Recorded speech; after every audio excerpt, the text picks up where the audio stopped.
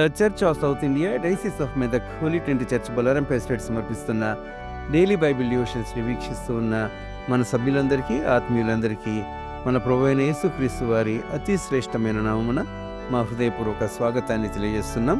లెంట్లోని పరిశుద్ధ వారంలోకి ఈ రోజు నుండి మనం ప్రవేశిస్తూ ఉన్నాం. ఈరోజు సోమవారం ప్రధాన అంశం Jesus curses the fig tree. యేసుక్రీస్తు ప్రభు అంజూరపు చెట్టును శపించుట. ఈ అంశంపై మన సంఘ సభ్యులు పెద్దలు శ్రీమతి ఎం విజయలక్ష్మి దేవపుత్రానందం గారు మనకు సందేశాన్ని అందిస్తూ ఉన్నారు. సందేశానికి సిద్ధపడుతూ ఈ భక్తి గీతాన్ని ముందుగా విందాం.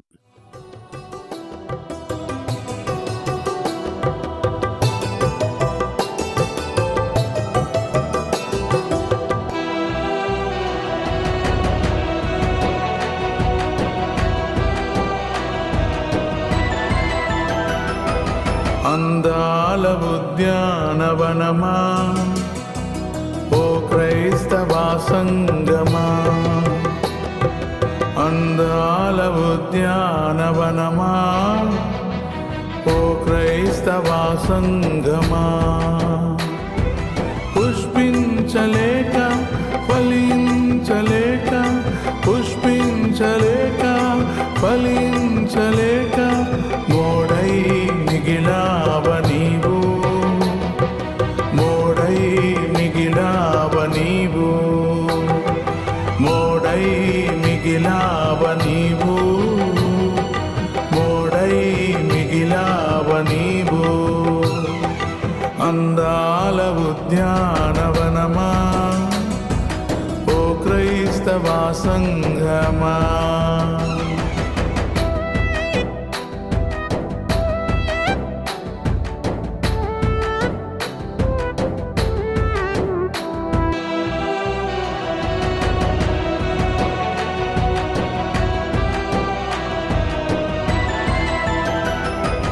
ఆకలిగొని నీ వైపు చూడా, ఆశా నిరాశాయ ప్రభు యేసుకు.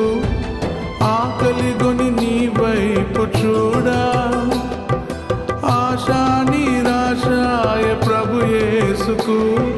పెరిగావు నీవు ఫలించలేక, పెరిగావు నీవు ఫలించలేక. యోచించు ఇది న్యాయమేనా, యోచించు ఇది న్యాయమేనా. ప్రభు యేసులో నేడు నిలచి, పరిశుద్ధాత్మలో నీవు పయనించుమా. ప్రభు యేసులో నేడు నిలచి, పరిశుద్ధాత్మలో నీవు పయనించుమా.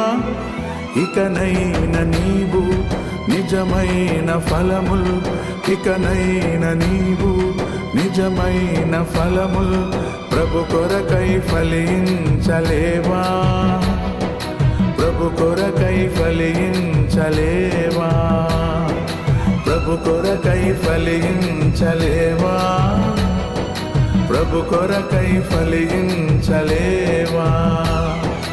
అందాల ఉద్యానవనమా, ఓ క్రైస్తవ సంఘమా.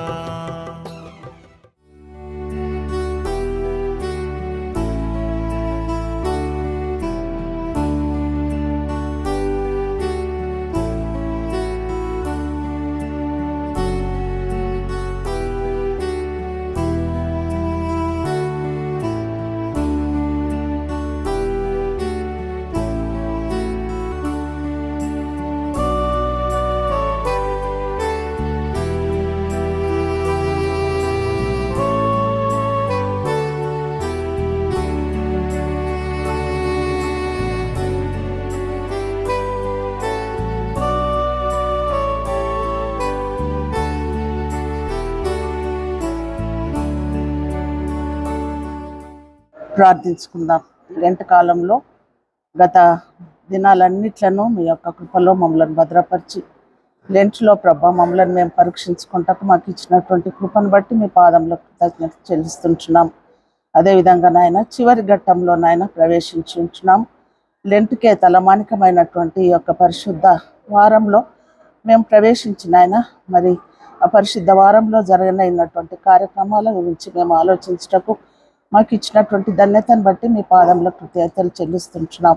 ఈ యొక్క వాక్యం ధ్యానిస్తుంటుండగా మాతో కూడా ఉండి నడిపించమని యేసు నామమున అడిగి ప్రార్థించి వేడుకొంచుతున్నాం మా పరమ తండ్రి. ఆమేన్. లెంట్ కాలంలో మరి 30 దినములు మరి గతించిపోయి ఉంటున్నవి. మరి ఈ యొక్క చివరి వారంలో మనం ప్రవేశించి ఉంటున్నాము.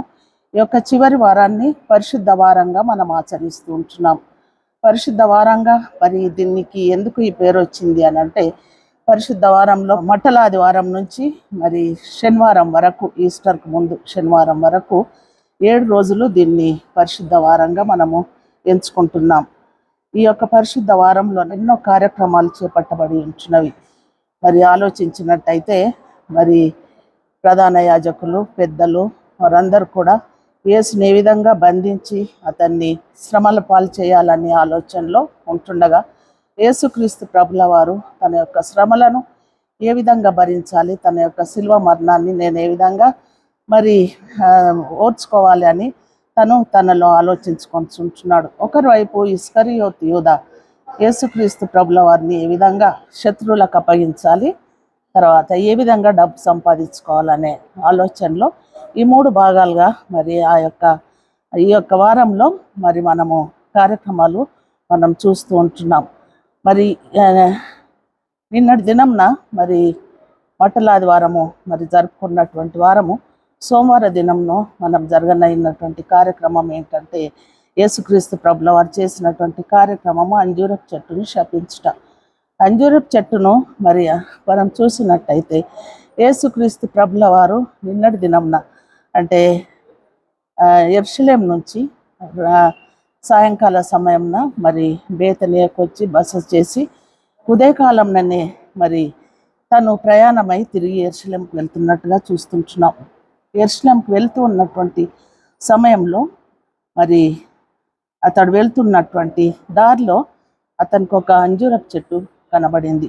అంజూరపు చెట్టును మరి చూసి అతడు ఆకలిగా ఉన్నాడు. అసలు ఆకలి కొనడము అంటే మరి అతడు దేవుని స్వరూపం ధరించినటువంటి వాడు, మానవ స్వభావం కలిగినటువంటి వాడు కాబట్టి అతడు ఆకలి కొన్నాడు, దప్పిగా ఉన్నాడు, మరి శ్రమలు భరించాడు, కన్నీళ్లు కార్చాడు. మరి అందుని బట్టి అతడు ఆకలి కొని మరి అతడు మరి అంజూరపు చెట్టును చూసి దానికి ఏమైనా ఫలాలు దొరుకుతాయేమో మరి ఆశపడి అక్కడికి వెళ్ళినట్టుగా చూస్తుంటున్నాం. కానీ అక్కడ ఎలాంటి ఆ చెట్టుకు గుబురుగా చక్కగా పచ్చని ఆకులు కనబడుతున్నాయి, కానీ తనకు ఎలాంటి ఏమి కూడా తినడానికి అక్కడ పండ్లు దొరకలేదు. అందుని బట్టి యేసుక్రీస్తు ప్రభుల వారు ఏం చేశారంటే దాన్ని శపించారు. ఏమని, ఇక నువ్వు ముందుకు నీవు ఎలాంటి ఫలాలు ఫలించకుందుగాక అని అతడు శపించినట్టుగా చూస్తుంటున్నాం. వెంటనే అది ఎండిపోయింది అని వాక్యంలో తెలియజేయబడుతుంది. అక్కడ ఉన్నటువంటి తనతో ఉన్నటువంటి శిష్యులందరూ కూడా ఎంత తొందరగా ఇది మరి ఎండిపోయింది అని అనుకున్నటువంటి పరిస్థితులలో యేసుక్రీస్తు ప్రభుల వారు వారితో అన్నటువంటి మాటలు ఏంటంటే, మీలో మరి నమ్మకము, తర్వాత సందేహం లేకుండా మరి ఏది అడిగినను విశ్వాసంతో ఏది అడిగినను అది నేను ఏ విధంగా ఈ చెట్టును చేశారో మీరు కూడా అదే విధంగా చేయగలుగుతారని వారిని హెచ్చరించినట్టుగా చూస్తుంటున్నాం. అదేవిధంగా మరి అక్కడ ఇంకొక విషయం ఏంటంటే, మీరు ఇక్కడ ఉన్నటువంటి కొండను తీసుకెళ్ళి మరి పైకి లేచి సముద్రంలో పడవేయమంటే అది పడుతుంది.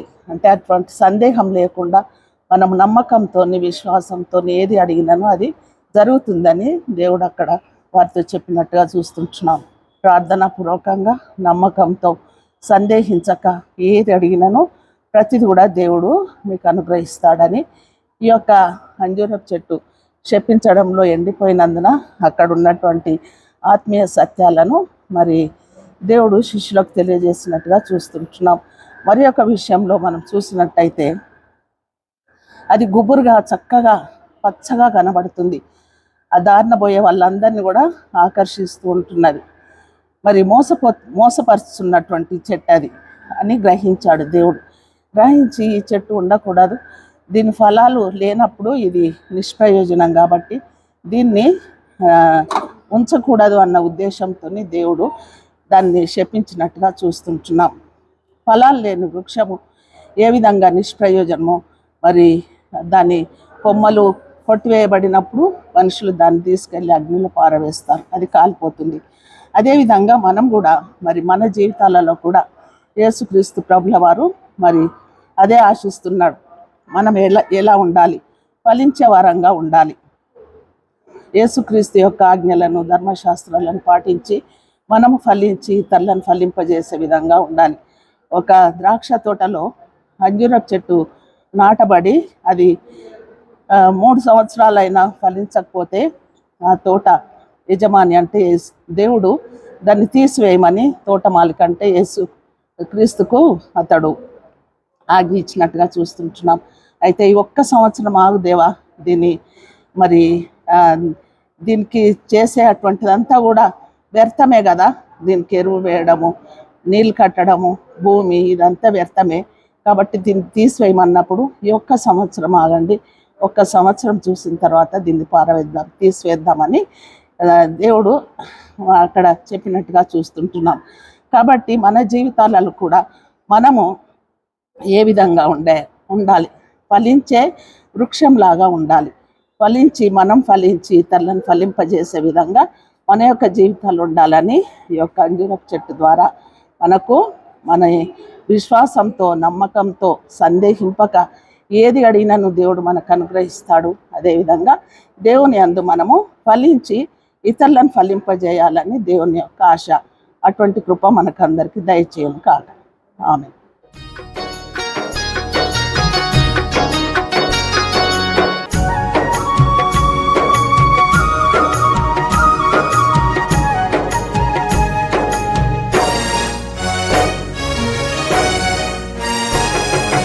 అంజూరపు చెట్ట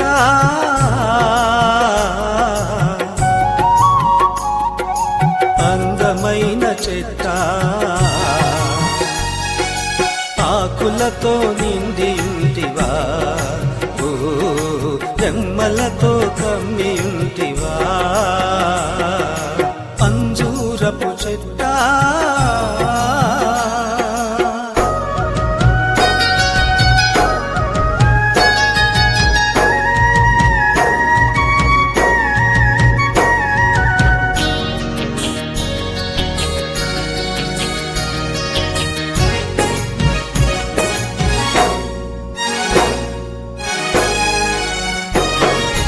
యజమాని నిన్ను చూడ ఆశతో వచ్చని, వెదకి చూసిన లేవాయ ఫలములు. యజమాని నిన్ను చూడ ఆశతో వచ్చని, వెదకి చూసిన లేవాయ ఫలములు. కాపెందుకు కాయలేదు చెట్ట, కాలమెల్ల గడచిపోయే చెట్ట. కాపెందుకు కాయలేదు చెట్ట, కాలమెల్ల గడచిపోయే చెట్ట.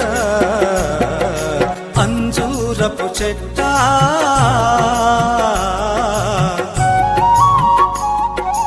అందమైన చెట్ట, ఆకులతో నిండి ఉంటివా, రెమ్మలతో కమ్మి ఉంటివా. అంజు